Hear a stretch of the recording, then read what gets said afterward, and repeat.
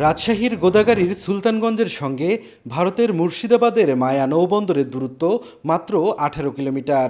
দীর্ঘ 6 দশক পর 2024 সালের 12 ফেব্রুয়ারি এ বন্দরের কার্যক্রম আবারও চালু হয়। তবে চালুর মাত্র 10 দিন পর পদ্মার নাব্য সংকটে আবারও বন্ধ হয়ে যায় কার্যক্রম।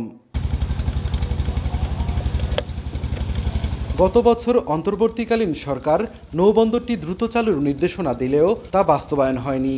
ব্যবসায়ীদের অভিযোগ, নদী ড্রেজিং ও প্রয়োজনীয় অবকাঠামো নির্মাণের পরও বন্দরটি আলোর মুখ দেখছে না।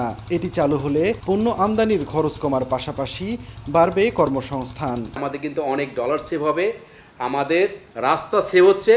কোথায় লাগতেছে আমার হলো এখান থেকে মাত্র 18 কিলো, আর এখান থেকে 350 কিলো। আমরা সরকার দ্বারা আবেদন করতে আছি জানি দ্রুত চালু করে। আমাদের সুলতানগঞ্জ পোর্টটা যদি হয়ে যায় তাহলে আমাদের অনেক কর্মসংস্থান হবে এবং আমাদের খুব উপকার হবে। সব ধরনের সুবিধা থাকার পরও নৌবন্দরের চূড়ান্ত অনুমোদন না পাওয়া উদ্বেগজনক বলছে BIWTA।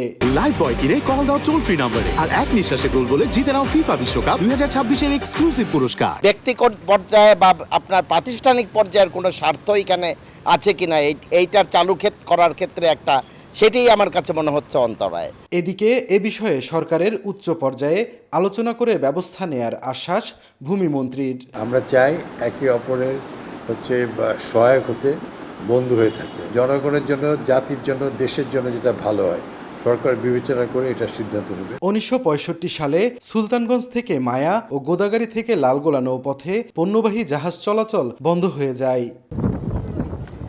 সাইফুর রহমান রকি, সময় সংবাদ, রাজশাহী।